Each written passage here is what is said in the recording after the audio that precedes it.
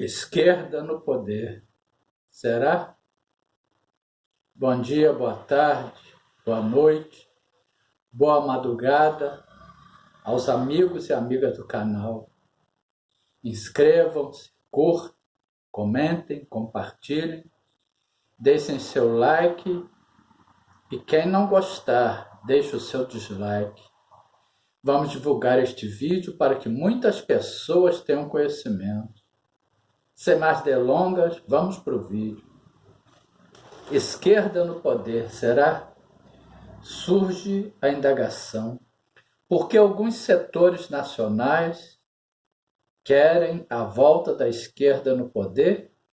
Estão, inclusive, apresentando supostas pesquisas de opinião favorável ao ex-presidente, quando é visível, público e notório, no corpo a corpo das ruas, onde o presidente Bolsonaro agrega multidões, onde as muito bem-sucedidas motocicletas no Brasil e no exterior mostram a incontestável preferência pela permanência do atual mandatário, ou seja, o mito, nas eleições de 2022 para dar continuidade ao seu competente e íntegro mandato, onde se prioriza o povo, todas as camadas sociais, com ênfase aos mais vulneráveis, com ênfase à economia em todos os seus setores, primário, secundário, terciário,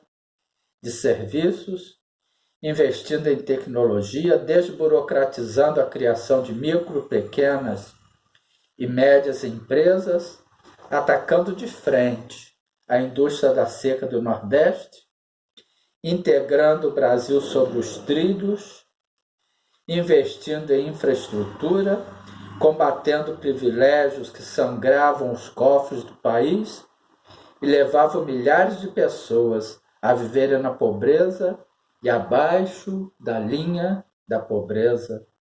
Isso sem falar nos investimentos em defesa da pátria. A esquerda teve a sua oportunidade no poder e foram por 13 anos, tempo suficiente para reestruturar o Brasil e melhorar a qualidade de vida do seu povo. E, caso usem o argumento de que o período foi curto, foi pouco, é só olharem o que o presidente Bolsonaro fez com a sua competente equipe num período de 3 anos. Atuação que tem servido para reavivar o sentimento nacional de patriotismo, de civismo, o amor à bandeira, o orgulho de ser brasileiro.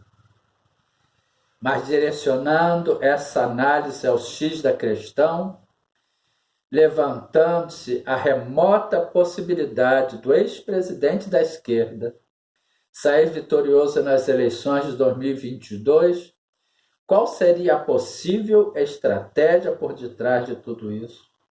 Já que é público e notório que o Brasil não pode ser comunista, sob pena de comprometer toda a estrutura econômico-social do planeta. Exemplo disso foi dado nas eleições legislativas da Argentina, onde a oposição ao governo saiu como grande vencedora no Senado, em detrimento da esquerda no poder. Países que têm uma estrutura econômica sólida e que são produtores de commodities agrícolas não podem mudar o seu viés para uma economia do proletariado e desmantelar toda a economia. A Argentina, em 2020, possuía um PIB de 383,1 bilhões de dólares dos Estados Unidos e uma indústria, desde 2006, assumindo um papel importante, sendo responsável por algo em torno de 35% do PIB, com a base da sua economia centrada principalmente na agricultura e pecuária, grande produtora e exportadora de cereais, tendo no trigo o seu principal produto de exportação. Argumentos podem surgir sobre a Venezuela, mas um fator imprescindível a considerar é que o país tem a sua economia centrada na produção de petróleo, vindo a importar basicamente todo o restante de produtos para o consumo interno. E petróleo é o que não falta para ser ofertado ao mundo em larga escala pelo Oriente Médio. Isso certamente contribuiu para o desmantelamento da sua estrutura capitalista e a implantação do que hoje se vê naquele país. Então, por que alguns estão querendo a volta da esquerda no Brasil, já que o Brasil não pode ser comunista? Um país que em 2020 apresentou um PIB da ordem de 1 trilhão e 445 bilhões de dólares dos Estados Unidos, estando acima do México, que apresentou 1,76 trilhão, e pouquíssimo abaixo da Rússia, com 1,483 trilhão de dólares americanos no mesmo período.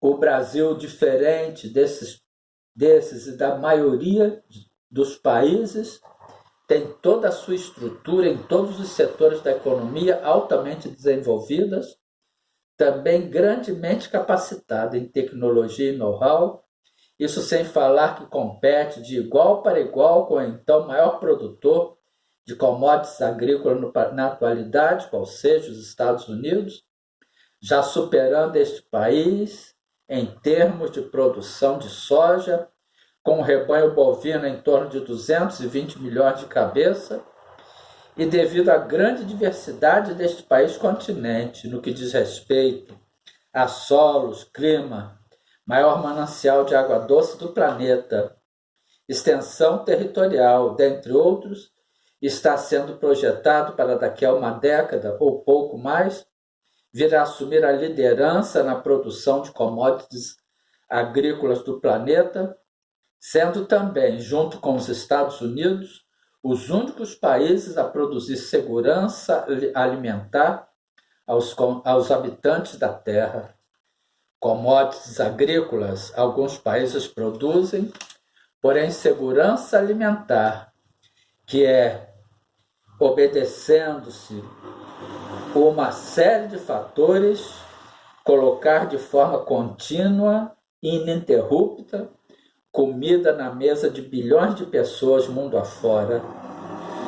Só esses dois países têm condições para tal.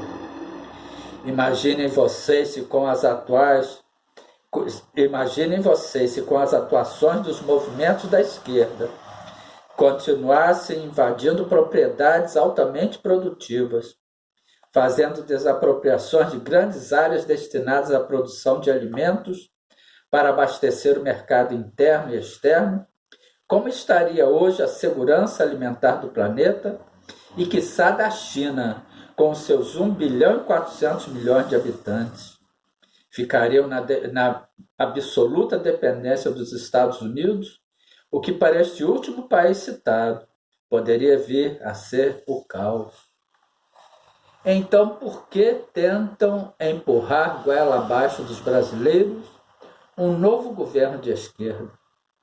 Porque sabem que esse governo não estaria assentado em bases sólidas, primeiro dada a fragilidade causada pelos supostos envolvimentos em escândalos de corrupção tão amplamente divulgados pela mídia, acrescidos ao fato de que nas eleições de 2022 para as casas legislativas será praticamente impossível obter maioria, tendo dessa forma que fazer composições visando a governabilidade, e os setores afetados pelo governo Bolsonaro com o fechamento das torneiras, que perderam as benesses daqueles governos anteriores, vão querer as reaberturas dessas torneiras para voltarem a reabastecer os seus tanques. Depois de tudo isso feito, de todo o reabastecimento, os olhos devem estar fixados no vice-presidente da chapa, pois podem surgir brechas jurídicas, ou entenderem que não era bem assim e que o cabeça da chapa que assumiu a presidência não possuía respaldo legal para tal, o que abriria precedente para que o quarto vice-presidente, em tempos recentes, viesse a governar o Brasil. Uma boa noite, um bom dia, boa tarde, boa noite, boa madrugada. Um abraço para todos. Deixamos aí o nosso recado.